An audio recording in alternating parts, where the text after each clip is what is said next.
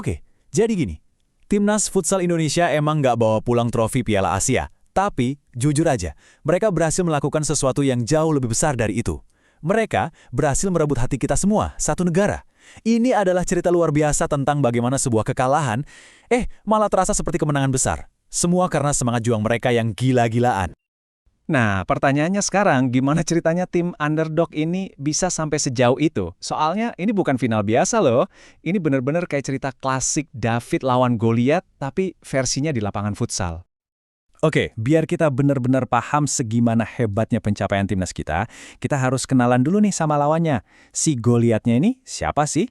Mereka itu Iran, sang raja di raja futsal Asia yang, ya ampun, dominasinya gak ada lawan. Peringkat 5, bukan di Asia ya, tapi di seluruh dunia. Gila kan? Ini kita ngomongin level elit global, bukan main-main lagi. Coba deh, kita bayangin bareng-bareng. Piala Asia itu udah diadain 18 kali. Dari 18 kali itu, Iran juara 14 kali. 14! Ini tingkat dominasi yang udah absurd banget, susah dipercaya.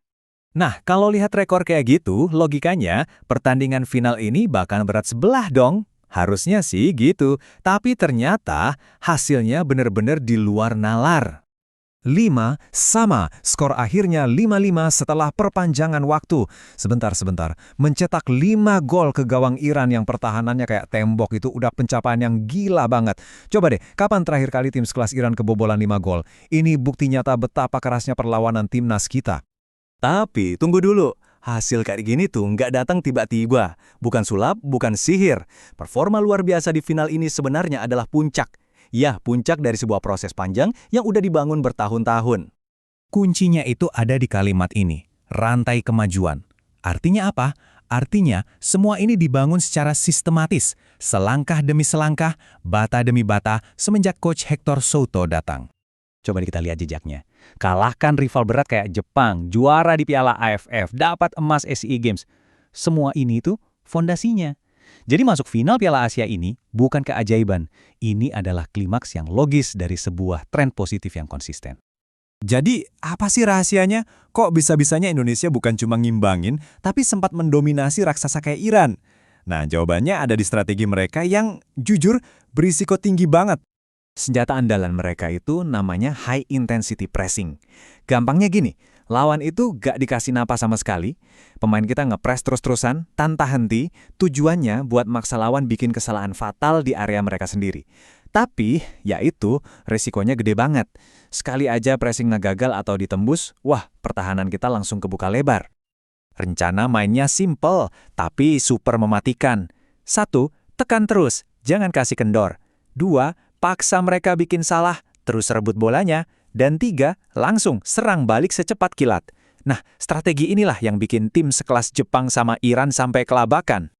Dan inilah dia arsitek di balik semua ini. Coach Hector Souto itu latar belakangnya pelatih fisik loh. Dan ini kuncinya, dia tahu persis gimana caranya ngebangun mesin fisik para pemain biar kuat lari dan ngepres non-stop selama 40 menit penuh. Tim ini tuh emang kayak dirancang khusus buat ngejalanin strategi gila ini. Oke, sekarang kita balik lagi ke drama di pertandingan final.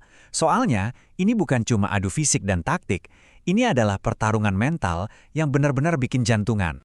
Dan inilah momennya, momen ketika Indonesia unggul 3-1. Lawannya peringkat 5 dunia, Iran. Tiba-tiba, sesuatu yang tadinya mustahil, rasanya jadi mungkin banget. Coba bayangin deh, gimana campur aduknya perasaan saat itu. Tekanan, euforia, semua jadi satu. Tentu aja, tim juara sekelas Iran gak bakal diam aja. Mereka nunjukin mental bajanya, ngebales, dan skor jadi imbang 3-3. Nah, biasanya nih, di titik inilah tim-tim underdog bakal langsung ambruk mentalnya. Tapi, tidak dengan timnas kita. Luar biasanya, mereka menolak buat patah. Mereka malah melawan balik. Unggul lagi 4-3, terus 5-4. Gila! Ini udah bukan soal taktik lagi, ini murni soal hati, soal mental baja yang gak mau nyerah. Di tengah pertarungan sehebat ini, muncullah pahlawan-pahlawan baru. Ada Habibie, kiper kita yang dinobatkan jadi yang terbaik di turnamen, penyelamatannya itu udah kayak keajaiban. Terus ada Israr, anak muda 22 tahun, cetak hat-trick di final, dan punya nyali segede gaban buat ambil penalti di adu penalti. Meskipun akhirnya gagal, keberaniannya itu udah jadi cerminan semangat seluruh tim. Lantas, apa artinya semua ini buat kita? Jawabannya simpel aja. Ini adalah titik balik. Ini bukan lagi cuma soal satu pertandingan. Ini adalah tanda dimulainya sebuah era baru untuk futsal Indonesia. Perubahannya kerasa banget kan? Futsal yang mungkin dulu sering dianggap anak tiri, sekarang jadi sumber kebanggaan nasional. Timnas kita yang dulu cuma dianggap tim kuda hitam, sekarang diakui sebagai salah satu kekuatan besar di Asia. Pertanyaan selanjutnya adalah, gimana caranya biar momentum ini nggak hilang? Kuncinya ada 3 nih. Pertama, jaga konsistensi permainan. Kedua, harus lebih banyak lagi tanding di level internasional, biar mental makin keasah. Dan yang paling penting, semua ini harus jadi batu loncatan buat ngejar mimpi kita semua, lolos ke Piala Dunia 2028. Tim ini udah berhasil merebut hati kita semua. Mereka ngebuktiin kalau batas itu cuma ilusi kalau kita punya kerja keras dan mental juara. Panggung Asia udah mereka guncang.